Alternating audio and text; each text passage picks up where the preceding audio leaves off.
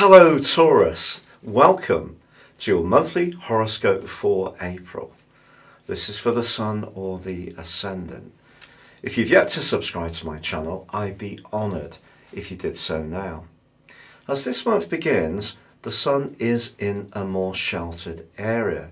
This can see you thinking very carefully about what you've achieved over the last year. But even if there may be times when you want to step back and have some private time, the combination between Mars and Saturn in the first 5 days can help you to make huge progress around big goals, aims and ambitions. If you can really focus on these and pour hard work into key areas, there's a lot to achieve. Also, from the 4th, your ruler moves out of your sign and into the sign of Gemini, where it's going to be for the following 4 months. This can be very positive for your financial situation, providing you can balance the increase in inflows with your desire to splash money on anything remotely pleasurable. Now, it would be a rare Taurus that doesn't have this instinct at heart, but it is going to be ramped up through to the 7th of August. But also from the 5th to the 11th, Mercury, which is in the friendliest part of your situation, forges a terrific link with Jupiter, the planet of growth and expansion. And in fact, Jupiter and Pluto, the planet of change and transformation, are broadly aligned for the whole of this month to its end. So if you are wanting to shake things up a little bit, this is going to give you food for thought. They're encouraging you to really step outside your comfort zone. Of course, they have been all year, but now the energy between them is coming together and intensifying. Now, on the 8th of this month, we do have a Libra full moon, which of course is very much to do with balance. And the balance you're trying to find in your situation is going to be around your energy, because with the Sun marooned in this tender area, and the full moon in the most practical part of your situation, I think it's kind of saying to you that if anything is a little bit out of alignment, especially around your physical vitality, this would be a good time to think about the things you can do to improve the matter. Now, this could be by tightening up on what you eat and drink, getting more rest, being more conscious of the value of sleep, but also just be aware that there could be someone who's not necessarily sharing how they really feel, and they could have some kind of secret opposition to you, and it could be in your professional situation.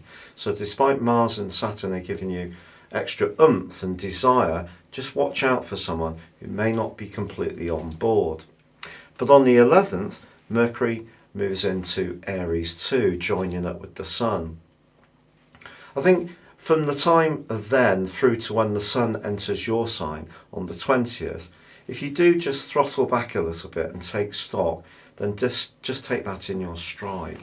It would be a great time during that period from the full moon to when the Sun joins Taurus to do something truly meditative or healing. So if you have a spa day or a massage treatment, or just give yourself permission to go for a walk in the country and have some peaceful moments and tranquility, that can actually be very healing and prepare you for the big opportunities that are emerging for you. Now, when the Sun moves on the 20th, it also starts to engage with Uranus, the planet of surprises. If you are someone who traditionally has been a sticker, and that's quite usually the case with Taurus people, so you'd adhered to something and been very dedicated and loyal to a particular life pattern, a relationship, an interest or a hobby, you may find with the Sun aligning with Uranus that you want to give yourself some kind of reinvention. That may see you jettison in some things that have become a bit tired and have lost their spark and true interest. You need to be stimulated at this time, so it can be a great time for you to try different things. Now, although Mercury has moved into a hidden part of your scope in week 3, it does forge an excellent alliance to Mars. You could have a conversation during that week, during that 7-day period, which is quite discreet, but actually it can be very informative, or you may be able to tell someone how you feel about something that's shaping up around your goals and ambitions, even if it is privately or just discreetly at that time. On the 23rd, the new moon in your sign is a wonderful opportunity to give yourself a glorious makeover. Now this could be bringing in new ways of doing things again, new ways of thinking, new ways of being, or just new ways of addressing. A change to your appearance can give you a lot of extra self-confidence at this time, and a lot of extra pizzazz. Now the 25th does see Pluto, the planet of change, go into a retrograde, which is going to last until the 3rd of October. It goes direct on the 4th. So quite a long retrograde. Pluto is about deep transformations. In your 9th house, this can be to do with holiday destinations, it can be to do with philosophies, it can be to do with what you feel is fair and just. So if you are involved in any kind of discussion about an agreement, or you need to speak to a lawyer about any litigation, just be aware that you may face an opponent who won't necessarily always play it fair, so just factor that into any decisions you make. Or if you are wanting to relocate or buy some property further afield, perhaps overseas, think very carefully about the upside but also the downside. Now on the 28th, Mercury gloriously enters your sign. And in the last week of the month, the Sun is in alliance with Uranus for the whole time. So I think Mercury is going to pick up with Uranus too. So prepare to feel really bright and breezy, and prepare to try some different things. You can be much more experimental as April comes to a close.